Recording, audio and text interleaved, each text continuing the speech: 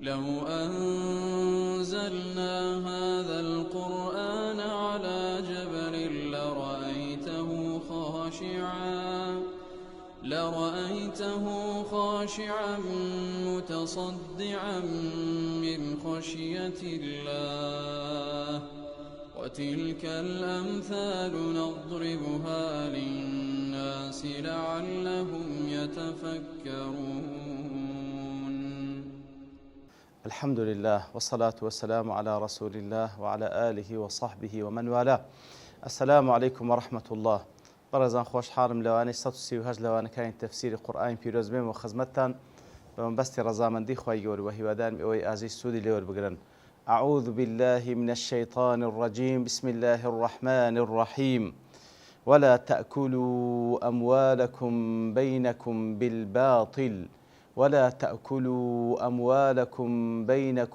بالباطل وتدلوا بها إلى الحكام لتأكلوا فريقا من أموال الناس بالإثم وأنتم تعلمون. بەڕێ خۆشەویستان، لە ئاتەکانی پێشووتر خوای گەورە سوبحانە وتەعالە باسی لە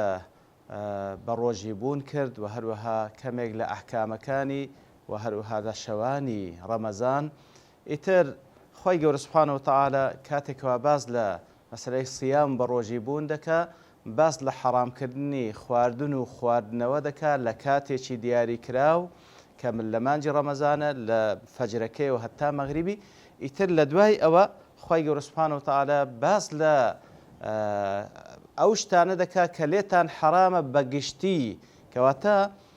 لە پێشەوە باسی لەوە کردکەوە هەندێک کات هەیە خوای گەورە سوبحانە وتەعالە خواردن و خواردنەوەتان لەسەر حەرام دەکات کە بریتە لە ڕۆژانی مانجی ڕەمەزان مەگەر لە بۆ کەسێک کە عوزری هەبی. بەڵام لە دوای ئەوە باس لەوەی دەکاتن کە ئەو شتانەی کە بە بەردەوامی لێتان حەرامن چییە؟ کەواتە مناسبەی و ئاتە لەگەڵ ئاەت پێشووتر هەندێک دەزانانی تر دەفەرمونون لە دوای ئەوەی کەوا خوای گەورە باسی لە سیام کرد، کەواتە ئەو جارە باس لە ئەحکام دەکاتن بە تایبەتی لە مەسەلەی حەلال و حەرام. کەواتە ڕەبتەکە ئەوەیە کە خواردنی ماڵی حەرام دەبیتە سەبەبی ئەوەی کەوا عیبادەتت قبول نەبی، بە بەڵگەی ئەو حەدیثەی پێغەمبەری صلی الله علیه وسلم کاتێکەوە باس لە کەسێک دەکاکەوە هەموو شروط و مەرجەکانی دوعای تێدا، ئەو جا لەگەڵ ئەوەش دەڵێ یا ڕەب یا ڕەب، ئەو جا لەگەڵ ئەوەش پێغەمبەر صلی دەفەرمی ئەنا یوستەجاب له، کو وەڵامی دەدرێتەوە لە کاتێکدا کەوا لە حەدیثەکەدا دەفەرمی ئەو خواردنەی خواردیتی حەرامە، ئەو شمەکەی لەبەریتی حەرامە. کەواتە بەڕاستی خواردنی حەرام تەئسیری لە قبولی عیبادات هەیە، قبولکردن و قبول نەکردنی. ئیتر هەندێک لە زانایان بەو شێوەی لێچیان دایەوە یاخود بەو شێوەی ڕەبتی بینی ئەو ئاەتە و ئاەتی پێشووتر دەکەن. ئیتر ولا تأكلوا أموالكم بينكم بالباطل، واتمالكانتان لبين يكتري بناحق مخون وتدلوا بها إلى الحكام لتأكلوا فريقا من أموال الناس بالإثم وأنتم تعلمون. وهروها باركانتان مدنا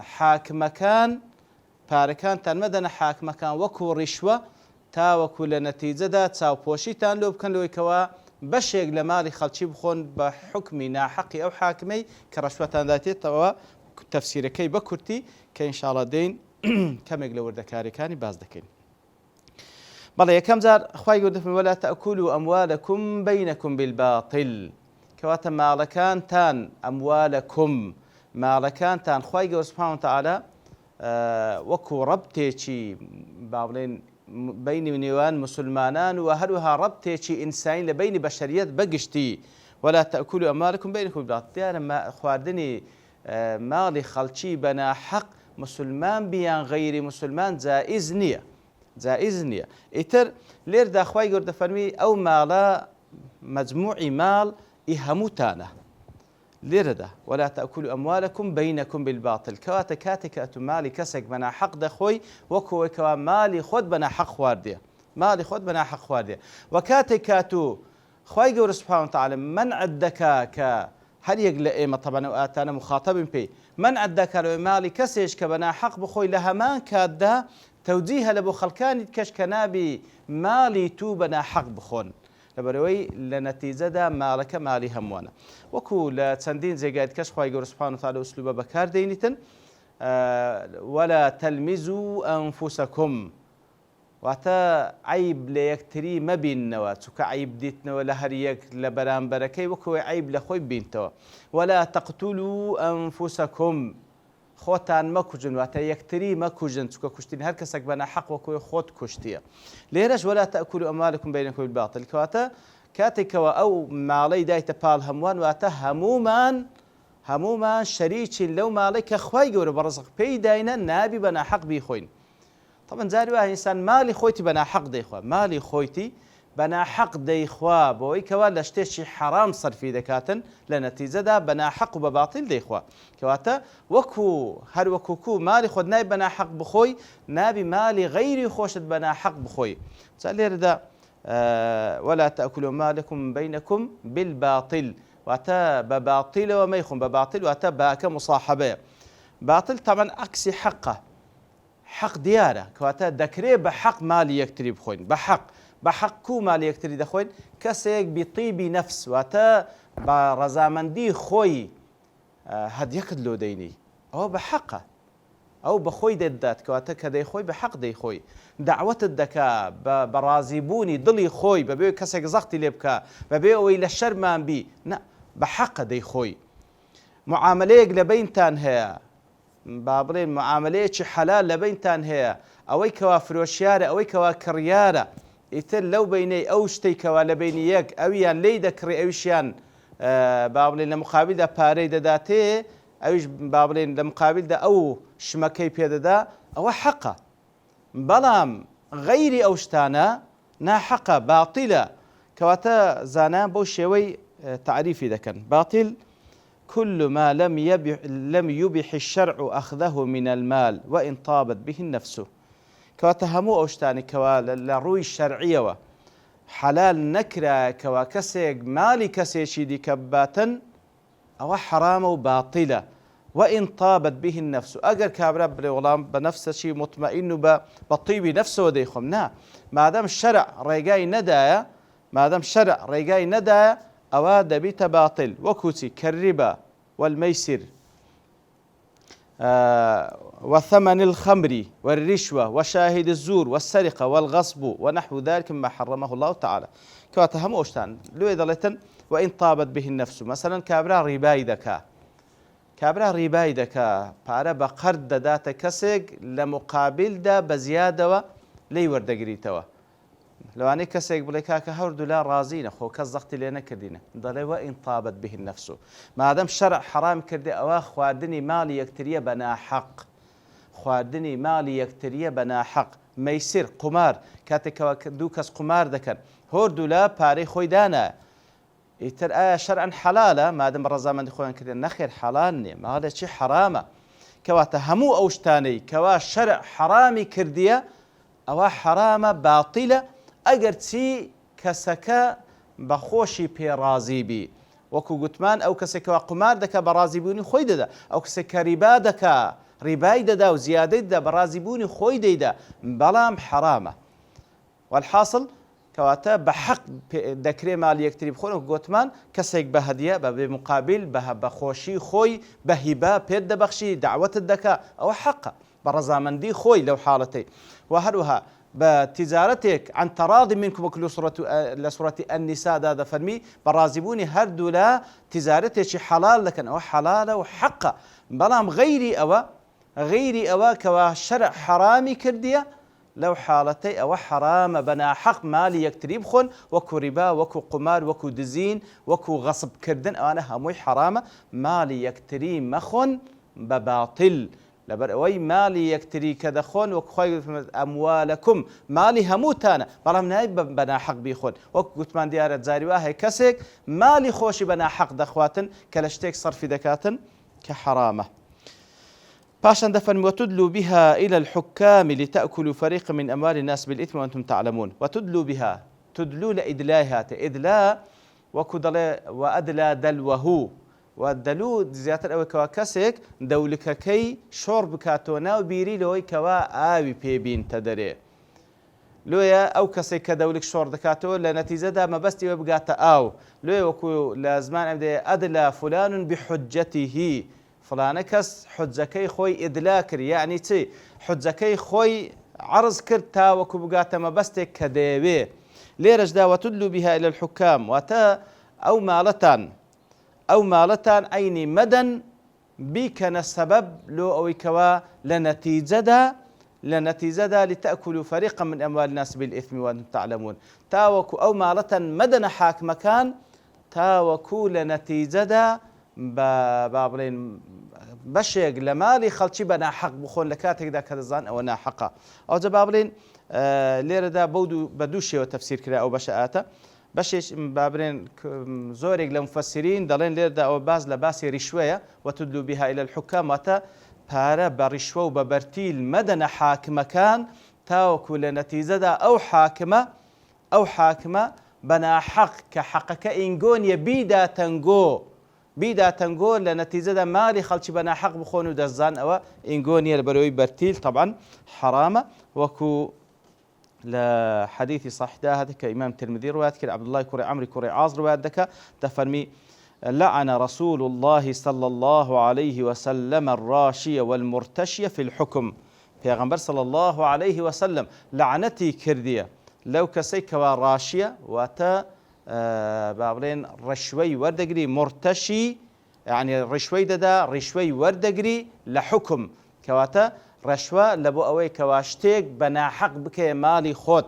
كحقي خودني أو الرشوية پیغمبر صلى الله عليه وسلم لعنتي لو كسج كري كرشوة كيدا لعنتي لو كسج كردية كوا رشوكي وردقري وكل الروايات كشاتي أو كوا لنيواني شيانا أو رشوي ترتيب دك لبيني أو دو كسدا عيني لعنتي لكرايا أو تفسيرك تفسيري دوما تدلوا بها للحكام لتأكل فرق من الناس بالإثم وكود فرمي لا تلقوا أمرها والحكومة فيها إلى الحكام كواتا بەو مانای دووەمیش کەوا هەندێک لە مفەسرین لێ چت دەنەوە واتە لە حاڵەتێک کە ئەتوو مشکلەیەک تێ لەگەڵ کەسێکدا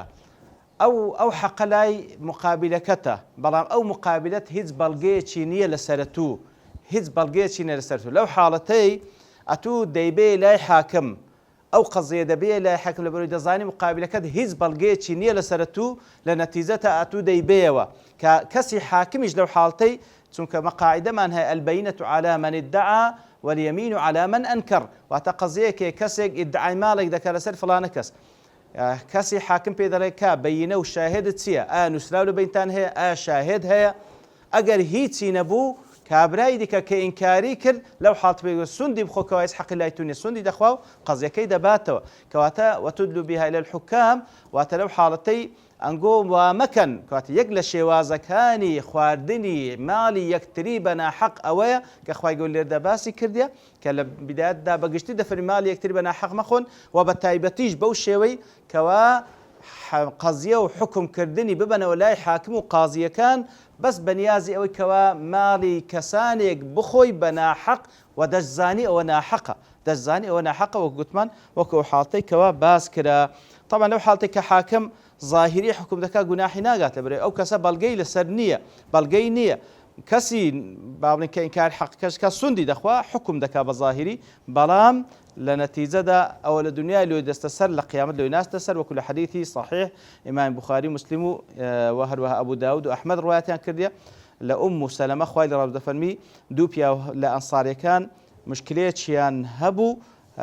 هاتنە لای پێغەمبەر صلی الله عليه وسلم لە مەسەلەی میراتێک کەوا لە نێوانیان بوو بەڵام زۆری بەسەرچوو بوو بەڵام وەلەم تەکن لەهما بەیینەة إلا دعواهما بەڵام هیچ بەڵگەیان لەسەر نەبوو ئیلا هەرێک لەوانە ئیدعای دەکرد پێغەمبەر صلی الله عليه وسلم فەرمووی إنما أنا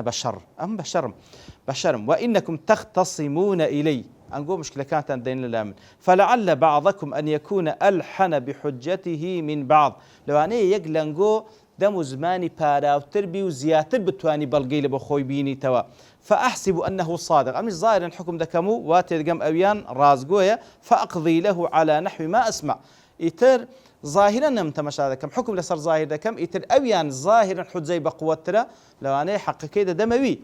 فمن قضيت له من حق أخيه شيئا ئیتر هەر کەسێکەوە حەقێکم دایە ئیبراکەی لە شتێکەوە ظاهرا دیتم ئەو لەسەر حەقە بقوله بەو قسەی کە ئەو دەیکا فإنما أقطع له قطعة من النار باش بزان مادەم حەقەکە ئیوینە بەس بە زمان ئەو بەدە و زمانترە کە حەقەکەی دەمەوی با بزانێ ئەو حەقی کە دەیدەمێ ئەو پارچەیەک لە ئاگرە وەریدەگری یەئتی بها ئیسطاما في عنق يوم القيامة ئیتر با بزانێ ئەو حەقە لە ملی دەمینێ لە ڕۆژی قیامەتێ وەکو بازنەیەکی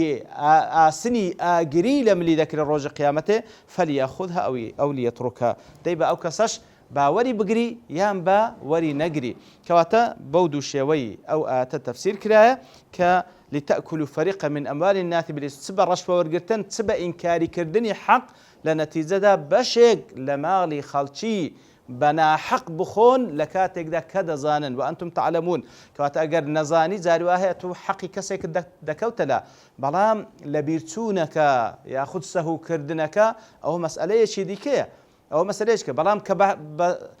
بابرين بزاني بالتأكيد أو حقيتوني أو زم مصريش بلا سلووري بقري تسبى الرشوة وتسبى إنكاري كرني أو حقه أو براسي زريمية شي قوري وكو بيغمبر صلى الله عليه وسلم دفرمي أو أجري كوري دقريتن للروج قيامته وكو توقع لملي ذكره لأخوي قرد بارمي لو كسانا بين كوا تكاني خواي قورا بوش شوي تبقن كخوا ديو سبحانه وتعالى وهروها زي بكين بنيازي أو كخواي قورا بختوري دنيا وقيامة من بيبخشي وصلى الله وسلم على نبينا محمد وعلى آله وصحبه أجمعين وآخر دعوانا أن الحمد لله رب العالمين. لو أنزلنا هذا القرآن على جبل